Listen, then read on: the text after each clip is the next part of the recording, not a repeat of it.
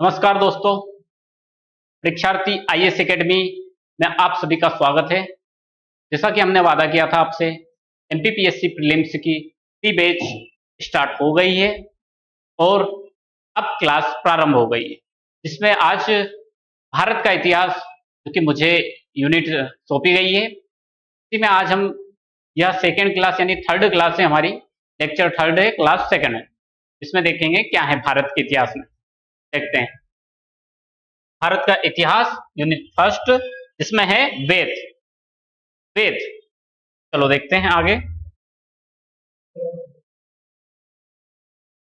वेद, वेद है संकल्पना एवं विचार। अब वेद की संकल्पना क्या है? सबसे पहले यह क्वेश्चन उठता है हमारे बीच में, जिनके आंसर हम लास्ट में डिस्कस करेंगे, सारे आंसर जानेंगे। क्या है पहला क्वेश्चन कि वेद आखिर है क्या? वेद आखिर है क्या? वेद की रचना कैसे हुई या वेद की उत्पत्ति क्यों हुई? वेद की आवश्यकता क्यों है आज के समाज में या प्राचीन समाज में क्या आवश्यकता पड़ी थी वेदों की? यह सब जानेंगे हम हमारे इस वीडियो में। पूरी जानकारी के साथ सारी चीजें हम आराम से डिस्कस करेंगे। उसमें भी क्या है, वेद की संकल्पना। अब वेद की संकल्पना क्या है? वेद वेद की संकल्पना थी क्या आखिरकार? वेद का विचार आया कहां से, यह जानेंगे हम। हमारी अगली स्लाइड में देखते हैं क्या है।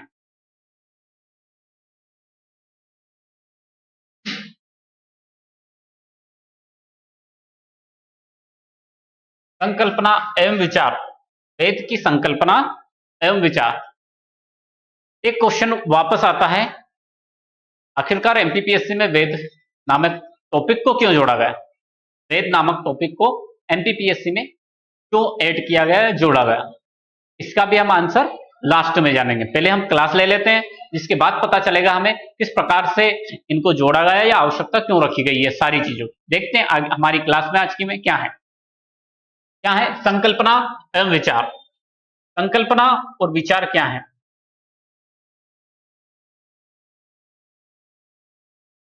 संकल्पना एवं विचार। वेद विद धातु से बना, वेद विद धातु से बना है, जिसका अर्थ होता है ज्ञान अथवा जानना। जानना ही ज्ञान है, या हम कह सकते हैं कि जानना ही ज्ञान है। यानी कि वेद विद धातु से बना है और जिसका अर्थ होता है ज्ञान। ज्ञान अर्थात जानना। वेद शब्द का प्रयोग, अब वेद शब्द का प्रयोग किस प्रकार से किया जाता है, किन किन अर्थों में इसका प्रयोग किया जाता, देखते हैं। वेद शब्द का प्रयोग जो विशिष्ट अर्थ में ज्ञान के लिए किया जाता है। वेद शब्द का विशिष्ट अर्थ में प्रयोग ज्ञान के लिए किया जाता है, और संकुचित अर्थ में प्रयोग है संहिता या मंत्र के रूप में किया जाता है। संहिता एवं मंत्र के रूप में। आप शब्द धर्मसूत्र वेद नाम मंत्र के समान माना गया है। शब्द धर्मसूत्र वेद नाम मंत्र के समान माना गया है। क्या है? व्यापक रूप में संहिता से लेकर उपनिषद साहित्य। क्या है? व्यापक रूप से संहिता से लेकर उपनिषद साहित्य वैदिक साहित्य कहलाते हैं। अब वैदिक साहित्य किसे कहा गया, क्वेश्चन ये बन सकता है, वैदिक साहित्य किसे कहते हैं या वैदिक साहित्य क्या है? तो यह भी जानेंगे कि क्या है वैदिक साहित्य। व्यापक रूप से यानी कि बड़े रूप में संहिता से लेकर उपनिषद साहित्य तक वो वैदिक साहित्य कहा जाता है। वैदिक साहित्य। अब मानव के जीवन को शुभ संस्कारों द्वारा सुसंस्कृत करने के लिए ऋषियों द्वारा अनुभूति ज्ञान को वेदों में संकलित किया गया है। ऋषियों द्वारा जो ज्ञान की अनुभूति हुई थी उसी को वेदों में संकलित किया गया है, क्योंकि मनुष्य शुभ संस्कारों से परिपूर्ण हो सके। आगे की स्लाइड में क्या है हमारे बीच में, वेद। अब वेद वेद वेद में जानेंगे हम संहिता साहित्य। संहिता साहित्य क्या है? गुरु शिष्य परंपरा, श्रुति और स्मृति। श्रवण करने के कारण मंत्रों का नाम श्रुति पड़ा। संहिता साहित्य क्या है?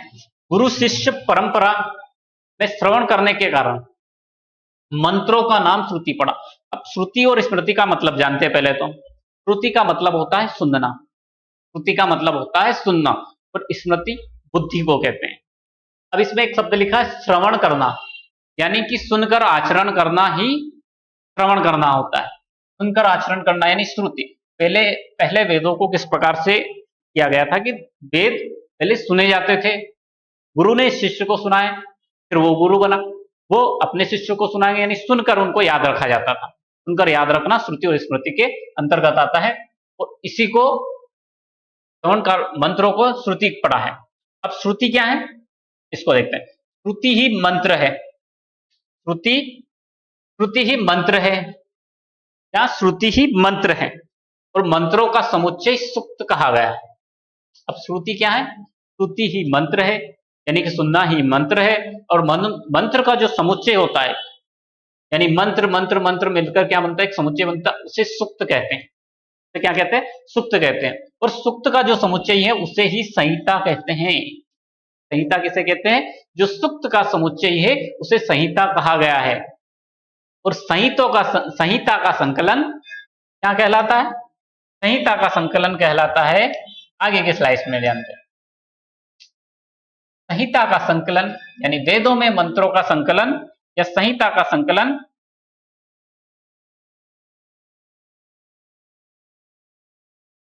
वेदों में मंत्रों का संकलन है। अब अभी बताया था कि वेदों में मंत्रों का संकलन है। वेदों में मंत्रों का संकलन है। कुछ मंत्र छंदोबद्ध है और कुछ मंत्र गद्यात्मक। जो कुछ मंत्र है वेदों में, जो मंत्र कुछ मंत्र हैं या तो छंदबद्ध में यानी छंद के रूप में है, और कुछ गद्य के रूप में। छंद यानी कि गाने के, यानी गाकर हम हमारे सामने प्रस्तुत किए जाते हैं, उनको छंदबद्ध एक छंद के रूप में समय यानी समिष्ट किया गया है। और कुछ मंत्र गद्य के रूप में है। छंदोबद्ध मंत्रों को ऋग कहते हैं। अब ऋग किसे कहते हैं? जो छंद के रूप में है उन्हें ऋग कहते हैं। अब ऋग किसे कहते हैं? अब ऋग को ही ऋचा कहते हैं। अब आया आपको पता चला, ऋग को ही ऋचा कहते हैं, ऋग को ही ऋचा कहते हैं। और समस्त संहिताओं का संकलन यानी समस्त संहिताओं का संकलन विषय वस्तु के आधार पर। क्या है समस्त संहिताओं का संकलन? विषय वस्तु के आधार पर। देखते हैं। अब जो ऋग है, ऋग को ही ऋचा कहते हैं। भारतीय विश्वास के अनुसार वेद ब्रह्मा के निश्वास से उत्पन्न तथा ऋतविजों द्वारा दृष्ट है। यज्ञ कार्य संपादन हेतु ऋतविजों की आवश्यकता होती है। भारतीय विश्वास के अनुसार वेद है वह ब्रह्मा के निश्वास से उत्पन्न है, और ऋतविजों द्वारा दृष्ट है, यानी देखे गए हैं। यज्ञ कार्य संपादन हेतु ऋतविजों की आवश्यकता होती है।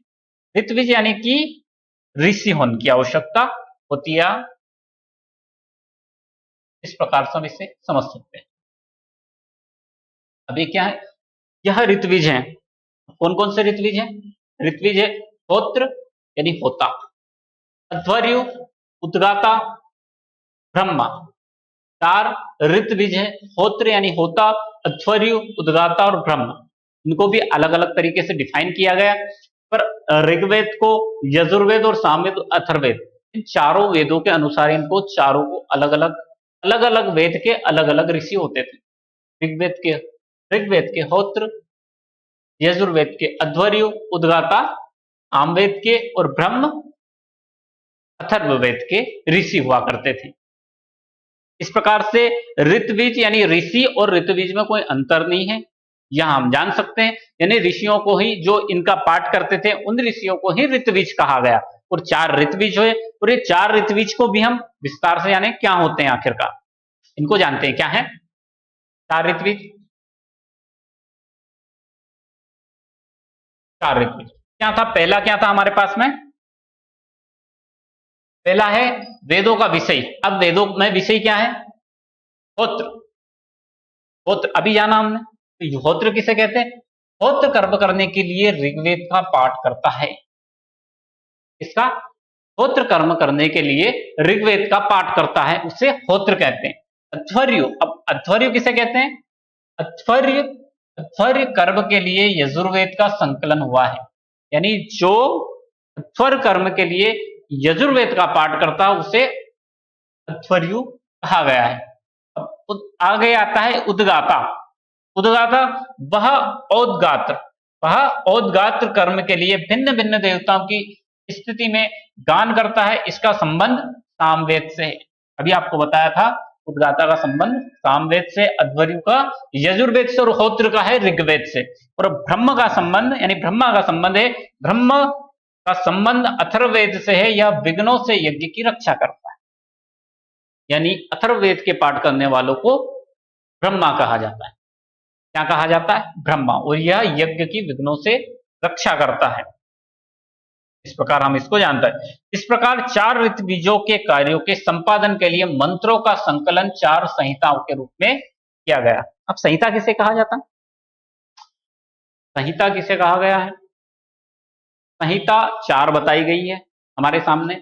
अब चार संहिता, जो हमारे चार वेद है उन्हें ही हम संहिता कहते हैं।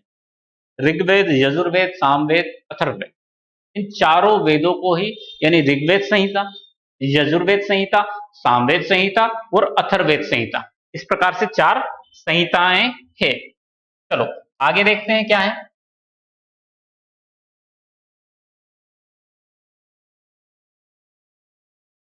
हमारे पास में क्या है? ऋग्वेद। पहला क्या है? ऋग्वेद संहिता या ऋग्वेद, पहला वेद या ऋग्वेद संहिता। अब ऋग्वेद क्या है? ऋग्वेद सबसे प्राचीनतम ग्रंथ है, भारतीय मनीषियों द्वारा संकलित। क्या है? सबसे प्राचीन ग्रंथ ऋग्वेद है।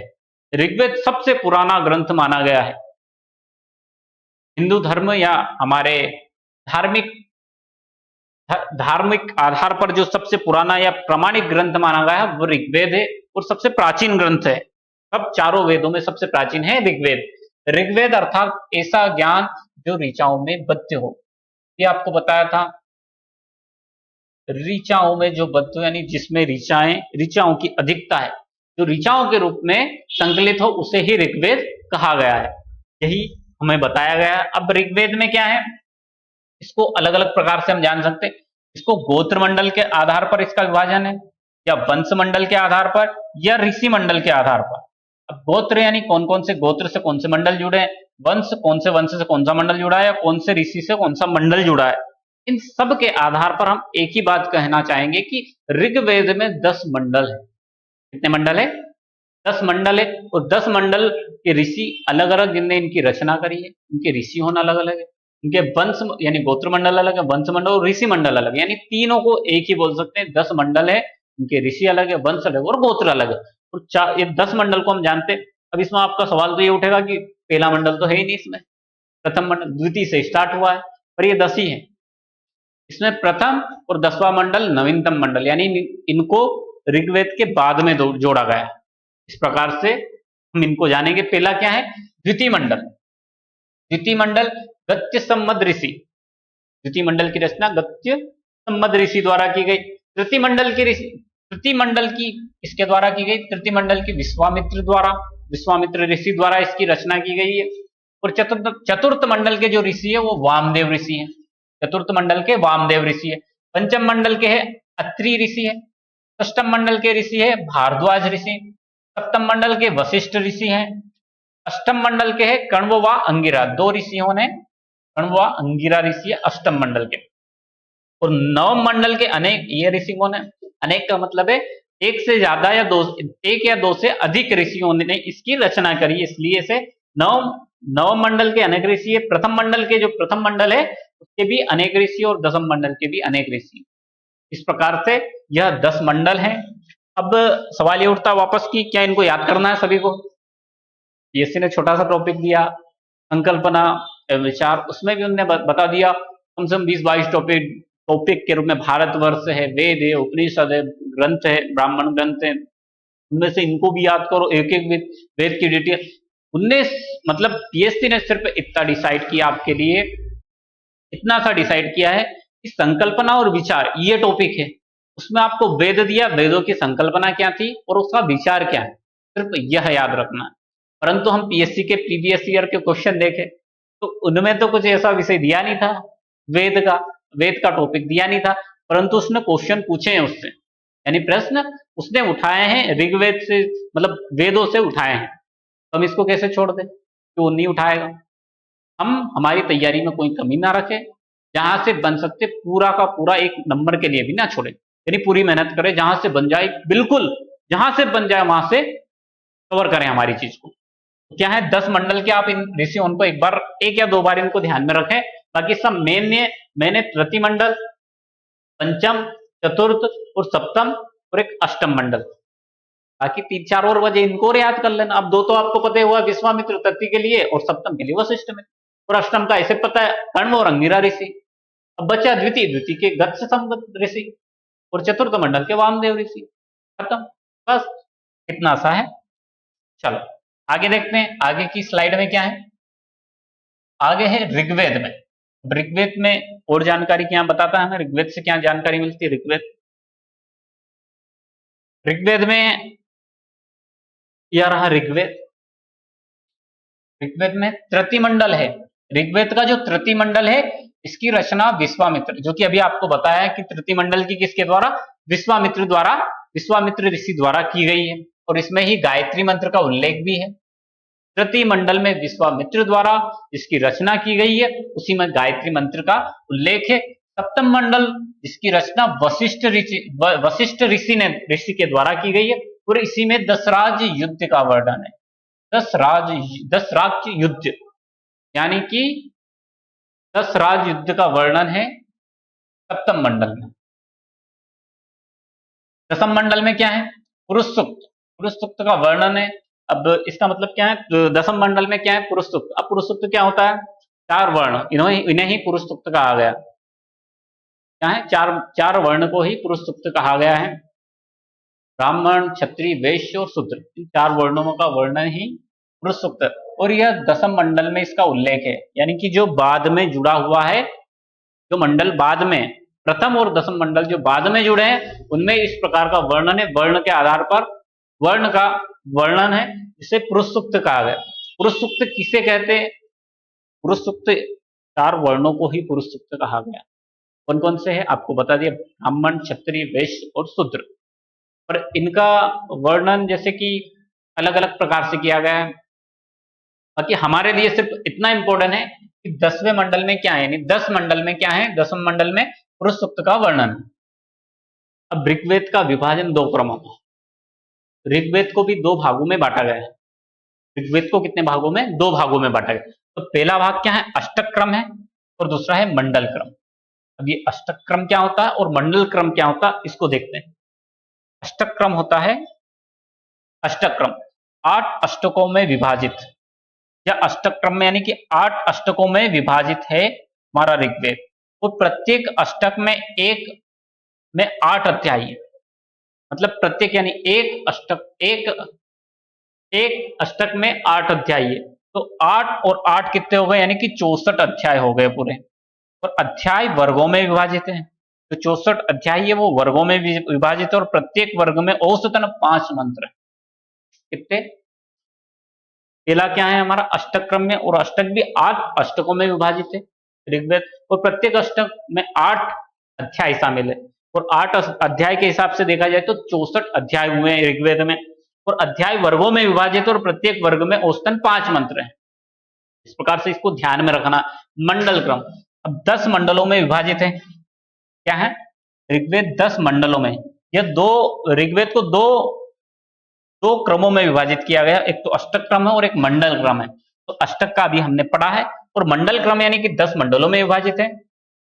अभी आपको पता है 10 मंडल अभी आपको पढ़ा है, प्रथम, द्वितीय, तृतीय, चतुर्थ, पंचम, ऐसे 10 मंडलों, उनके ऋषि भी बताए हैं। तो वही ये 10 मंडलों में विभाजित है। 85 अनुवाद है तथा 1028 सूक्त है, 1017 + 11 खिल सूक्त। इस प्रकार से इनको वर्णित किया गया है। आगे देखते हैं, 2 क्रमों में इसका विभाजन किया, अष्टक और मंडल क्रम। ऋग्वेद में आगे है ऋग्वेद की शाखाएं। ऋग्वेद की कितनी शाखाएं हैं, कितनी उपलब्ध शाखाएं हैं, इसको देखते हैं। क्या है, पतंजलि के अनुसार 21 शाखाएं प्रचलित थी। पतंजलि ने कितनी शाखाएं बताई, 21।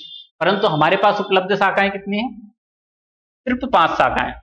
और 5 शाखाएं कौन कौन सी है? शाकल, वास्कल, अश्वलायन, अंखायन, मंडुकायन। कितनी शाखाएं हमारे पास? शाकल, वास्कल, अश्वलायन, संखायन और मंडुकायन। ये 5 शाखाएं जिनमें से उपलब्ध शाखाएं। पूरी तो 21 बताइए पतंजलि ने। मतलब क्वेश्चन क्या बन सकता है कि पतंजलि के अनुसार कितनी शाखाएं वर्णित है? पतंजलि के अनुसार 21 शाखाएं वर्णित है, पर भी उपलब्ध शाखाएं कितनी है? 5 है। 5 के नाम भी हमारे सामने, शाकल, वास्कल, अश्वलायन, संखायन, मंडुकायन। चलो ये हो गया। अब इसके बाद है ऋग्वेद काल का विभाजन। अब ऋग्वेद काल, ऋग्वेद यानी ऋग्वेद का कालक्रम क्या था? ऋग्वेद कौन से काल में लिखा गया या कौन से काल से मतलब समानता रखता है? तो मैक्स मुलर ने इसका कालक्रम क्या बताया? 1200 ईसा पूर्व। मैक्स मुलर जो कि हमारे अंग्रेजी विद्वान थे, उन्होंने इसका कालक्रम बताया 1200 ईसा पूर्व। और बाल गंगाधर तिलक जिन्होंने इसे 6000 ईसा पूर्व माना गया। ऐतिहासिक काल है 2500 ईसा पूर्व के बाद। और इसकी भाषा है वैदिक संस्कृत और लौकिक संस्कृत, जो कि आज की भाषा से थोड़ी सी डिफरेंट है देखा जाए। अब बताइए भैया, मैक्स मुलर थे, ये विदेशी लेखक थे या विद्वान थे? इन्होंने बता दिया 1200 ईसा पूर्व, 1000 ईसा पूर्व के समथिंग इनने रख दिया। चलो ठीक, उनका तो मतलब हमेशा ये रहा है, अंग्रेजों का मतलब सिर्फ ये रहा है कि भारत हमेशा से पिछड़ा है, पिछड़ा था और पिछड़ा ही रहेगा। उन्होंने हमारे जो धार्मिक ग्रंथ है उनका अनुवाद खुद अंग्रेजी में करवा लिया। उन्हीं के आधार पर नई नई चीज जोड़ी गई, उन्हीं से आविष्कार किए गए। अभी भी हम आपको बताएंगे सारी क्लास में, बहुत सारी चीजें जो बताई जाएगी। बाकी इतना बता सकते हैं कि जो मैक्स मुलर महोदय हैं, इन्होंने 1200 ईसा पूर्व बताया। उनको याद तो करना ही पड़ेगा ना, पढ़ना तो पड़ेगा ना इनको भी। इतनी भी नफरत कर लो पर अंदर से तो हो सकती है, परंतु बाहर से 1200 ईसा पूर्व ही इनके द्वारा निर्धारित किया गया। बाल गंगाधर तिलक द्वारा 6000 ईसा पूर्व माना, और ऐतिहासिक जो काल है वो 2500 ईसा पूर्व के समथिंग माना गया। और इसकी भाषा है संस्कृत और लौकिक संस्कृत। चलो आगे देखते हैं। अब आता है ऋग्वेद विषय वस्तु। ऋग्वेद की विषय वस्तु क्या है? विषय वस्तु का मतलब होता है कि ऋग्वेद में आखिरकार क्या क्या है, ऋग्वेद में क्या क्या है, जानते हैं क्या है ऋग्वेद में। ऋग्वेद में है ज्ञान विज्ञान। अब भैया ज्ञान विज्ञान का भी इसमें जिक्र है। अब ज्ञान विज्ञान का कैसे जिक्र है, चलो देख लेते हैं। ऋग्वेद के सूक्त से तात्कालिक संस्कृति और सभ्यता का ज्ञान इसी से प्राप्त होता है। यानी कि जो ऋग्वेद के सूक्त है उनके तात्कालिक संस्कृति और सभ्यता का ज्ञान हमें प्राप्त होता है। ज्ञान के साथ साथ कुछ वैज्ञानिक बातें भी वैदिक सूत्रों से जान पड़ती है। कुछ वैज्ञानिक बातें भी हमको वैदिक सूत्रों से जान पड़ती है, जैसे कि सोम नामक वनस्पति का ज्ञान। अब क्या पहला क्या है? ज्ञान विज्ञान। ज्ञान विज्ञान यानी कि भारतीय संस्कृति और सभ्यता के बारे में इस ऋग्वेद के सूत्रों से हमें जानकारी मिलती है। और जिसमें भी हमें कुछ चीजें ऐसे जैसे कि सोम नामक वनस्पति है, इसके बारे में जानकारी। सोमरस, क्योंकि आर्य जो भारत में आए थे वो अपना प्रियतम पेय मानते थे, इस प्रकार की इसकी जानकारी मिलती है। देववाद। अब ये क्या होता है? देववाद। ऋग्वेद के सूक्त मुख्यतः देवताओं के स्तुति के लिए हैं। ऋग्वेद के सूक्त मुख्यतः देवताओं की स्तुति के लिए हैं। जो ऋग्वेद के सूक्त हैं वो देवताओं की स्तुति के लिए, अधिकतर सूक्त ऋग्वेद में अधिकतर सूक्त देवताओं की स्तुति के लिए ही इनकी रचना हुई है, यानी देवताओं को प्रसन्न करने के लिए। वैदिक ऋषियों ने ब्रह्मांड को 3 भागों में बांटा था।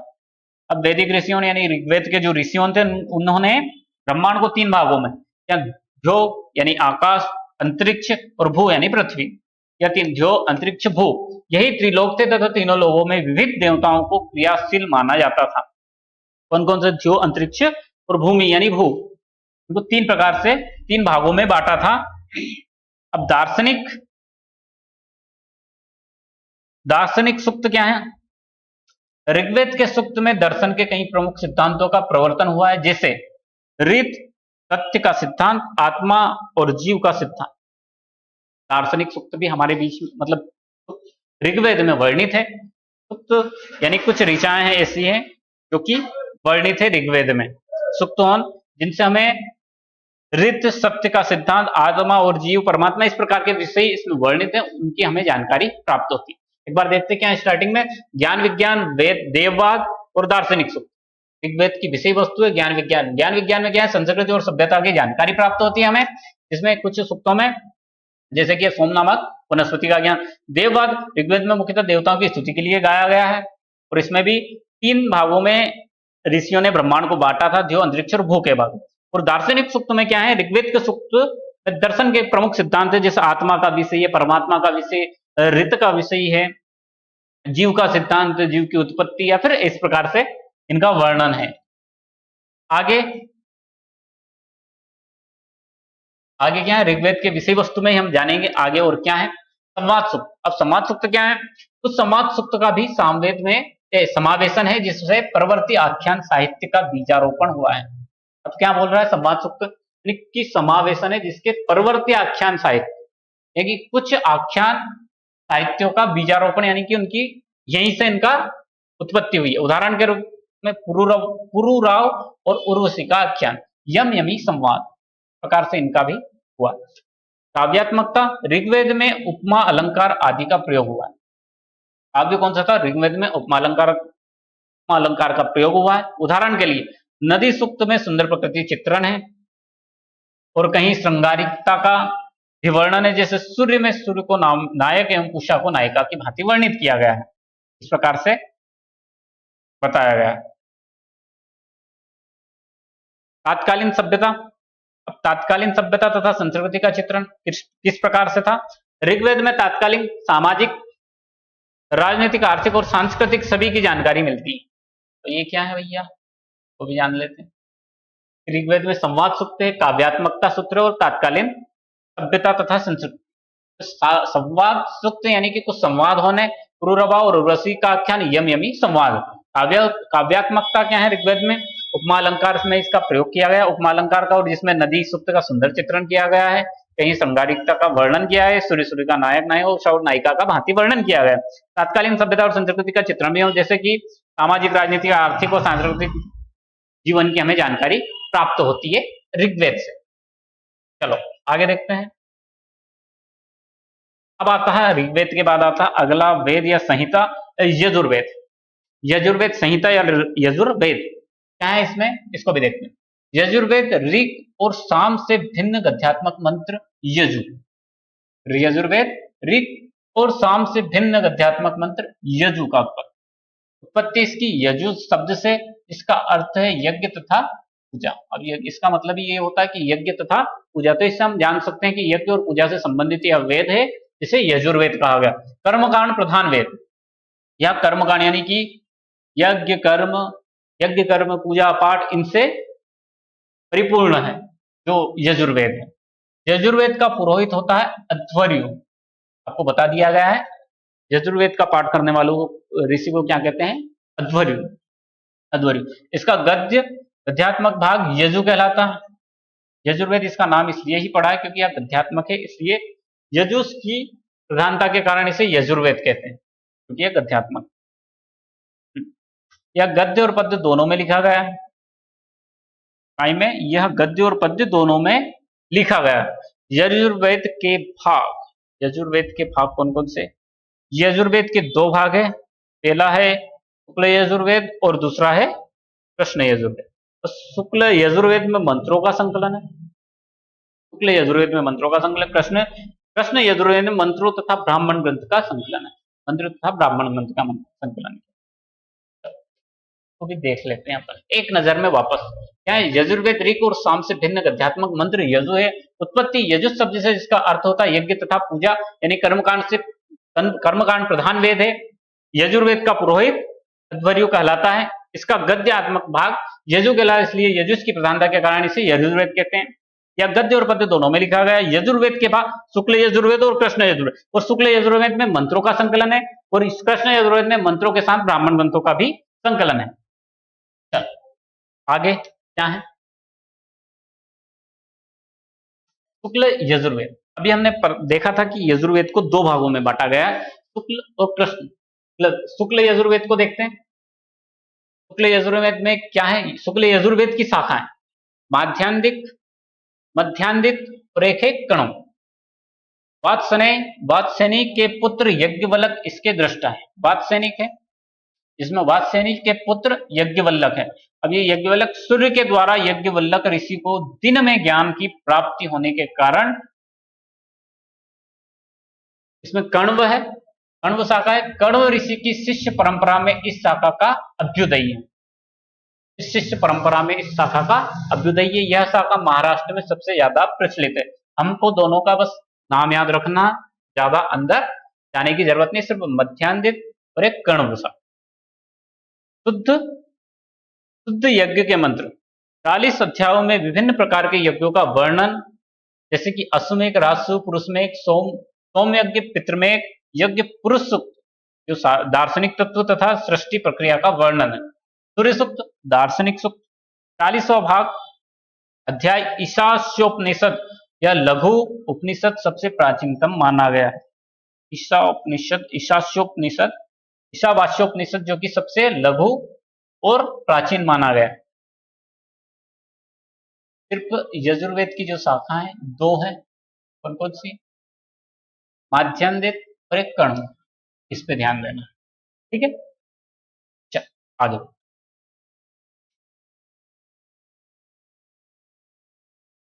अब कृष्ण यजुर्वेद शाखा। अब कृष्ण शुक्ल को दो भागों में बांटा था।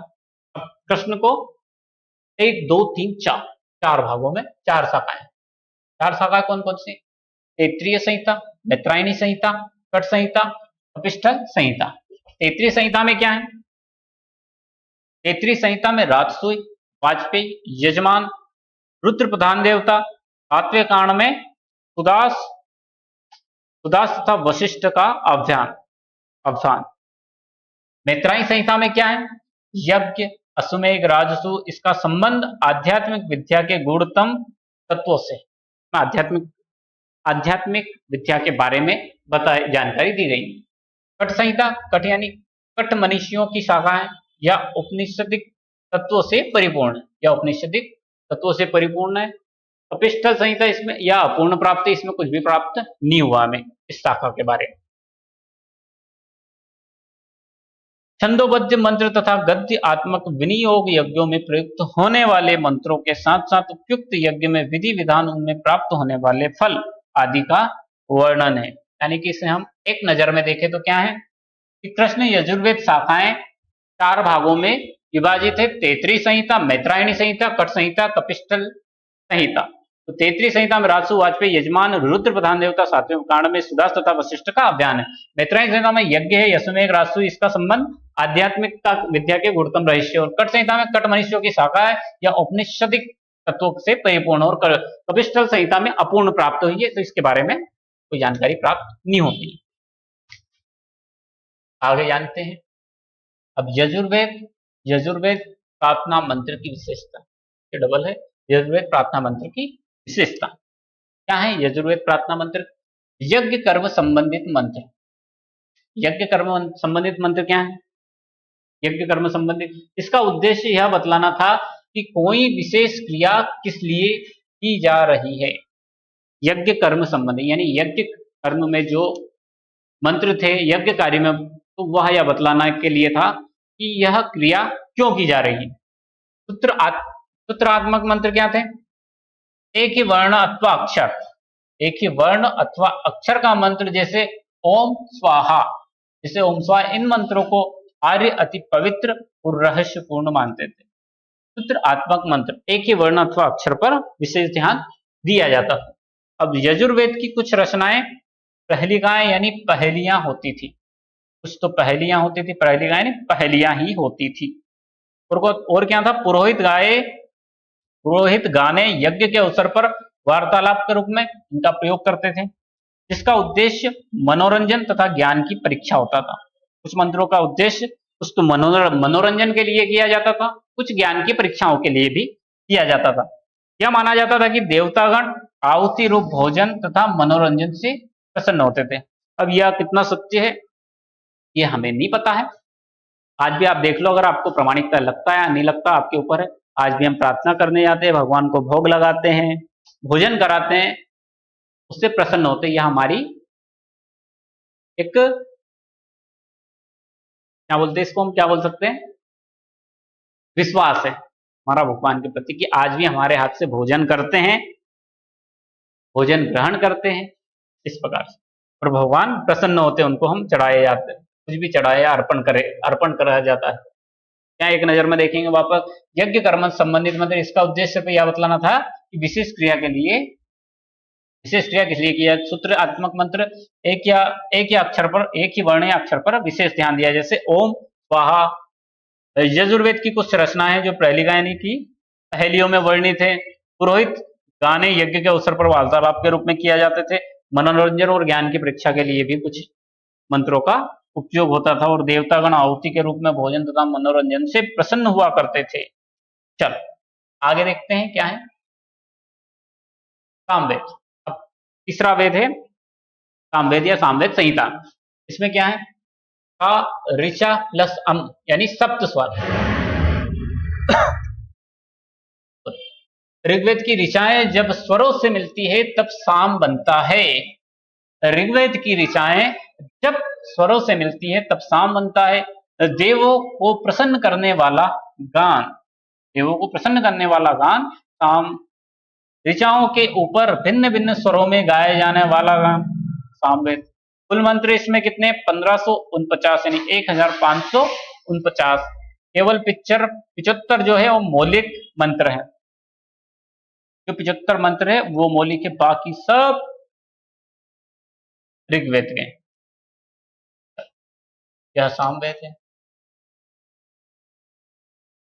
सामवेद की शाखाएं हमने अभी ऋग्वेद में पढ़ी, यजुर्वेद में पढ़ी और अब सामवेद में। सामवेद की शाखाएं कितनी ही, कौन कौन सी जानते हैं। सामवेद में कौथुमिया, पूर्वार्चिक, उत्तरार्चिक, राणायणी, जैमिनी, इस प्रकार से कौथुमी। या छंदोग्य उपनिषद इसी की शाखा है। यह शाखा गुजरात में ज्यादातर प्रचलित है। इसमें स्वरगान की विधि का सम्मिलित है। पूर्वार्चिक, अब पूर्वार्चिक देवताओं के आधार पर संकलन। पूर्वार्चिक का क्या है, पूर्वार्चिक का देवताओं के आधार पर संकलन है। उत्तरार्चिक यज्ञों के आधार पर संकलन। अब पूर्वार्चिक का तो देवताओं के, तो उत्तरार्चिक का यज्ञों के आधार पर। राणायणी, राणायणी यह शाखा महाराष्ट्र में प्रचलित है। जैमिनी, इसके प्रथम दृष्टा थे जैमिनी, जैमिनी ऋषि। इसके प्रमुख देवता सविता यानी कि सूर्य है।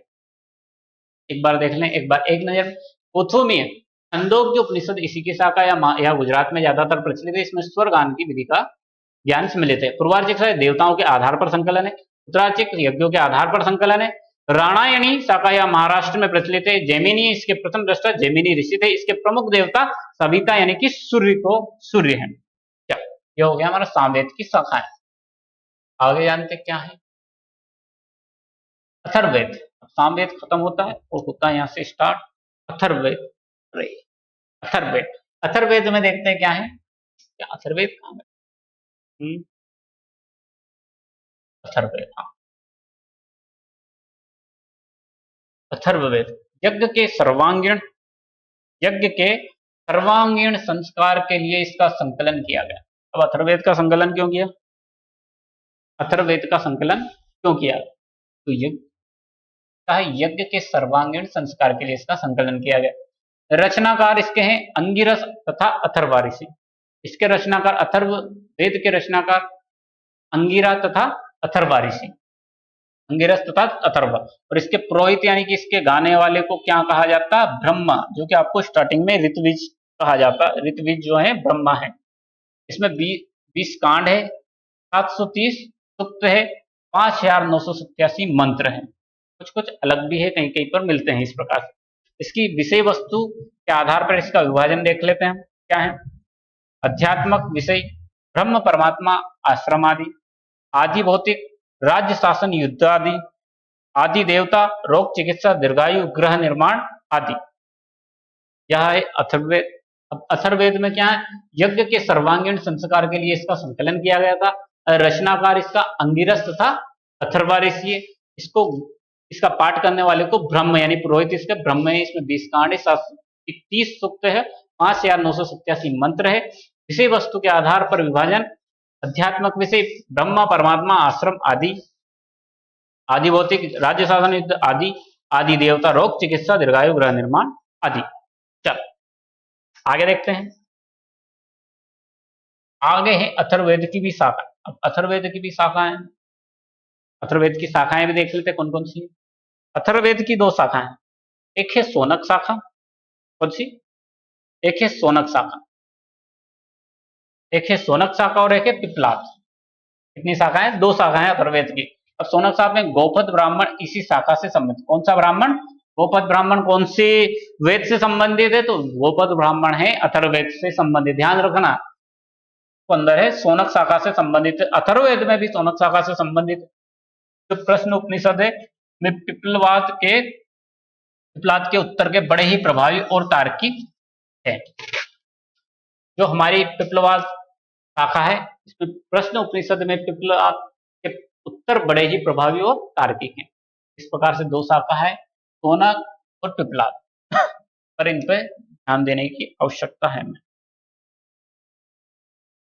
अथर्ववेद के विषय विवेचन, अथर्ववेद का विषय विमोचन यानी विवेचन क्या है।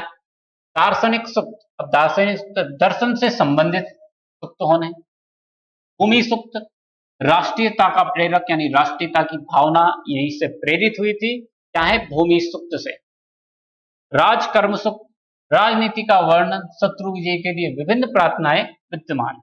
स्त्री कर्म सूक्त, अब स्त्री कर्म सूक्त में क्या है, विवाह पति पत्नी प्रेम आदि रक्षार्थ प्रार्थनाएं।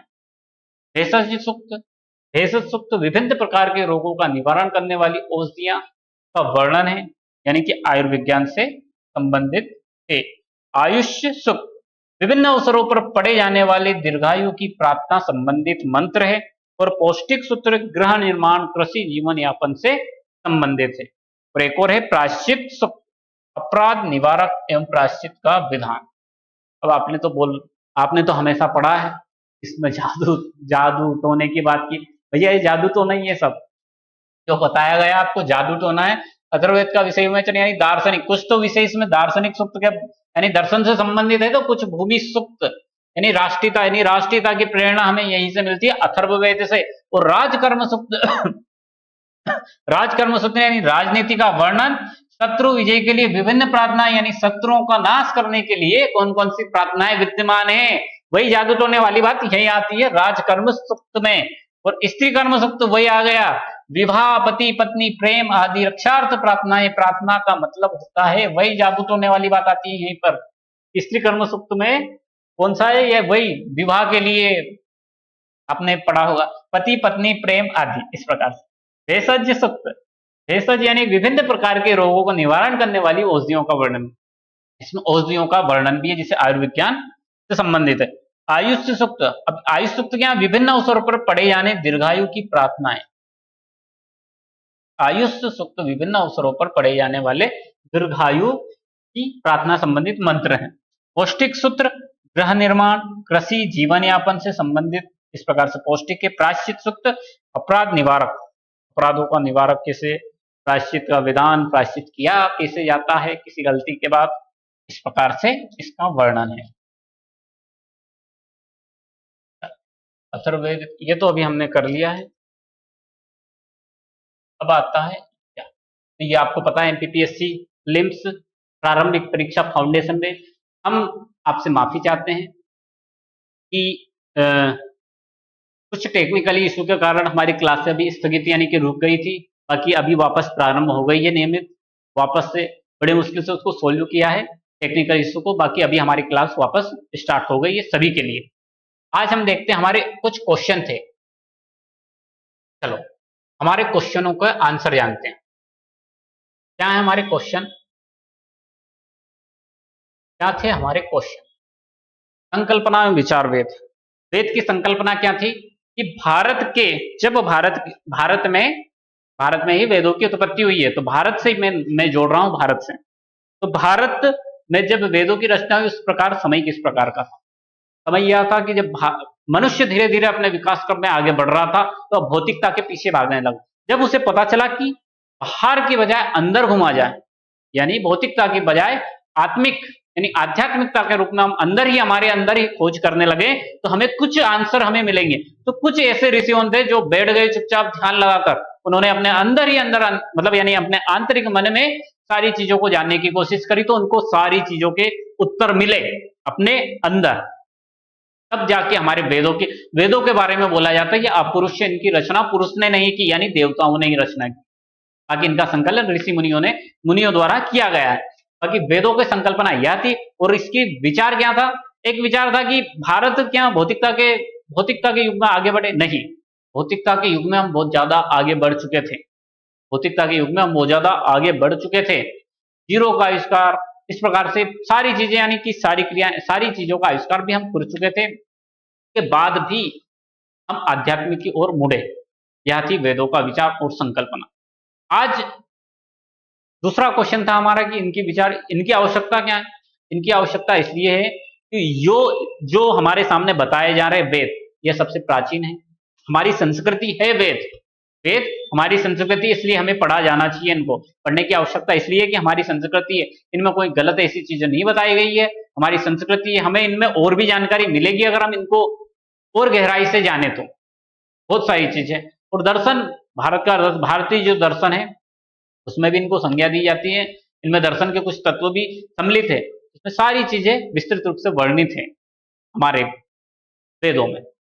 आगे आता है क्वेश्चन कि इनकी संकल्पना विचार क्या है, इनको क्यों पढ़ा जाना चाहिए? क्या हमें पढ़ने की आवश्यकता है? बिल्कुल हमें पढ़ने की आवश्यकता है। हमारी संस्कृति को जानने की आवश्यकता है, बिल्कुल हमें जानना चाहिए हमारी संस्कृति को, इस प्रकार से इनकी रचना हुई थी, इनकी संकल्पना क्या थी, या इनको आवश्यकता पढ़े जाने की है हमारे द्वारा।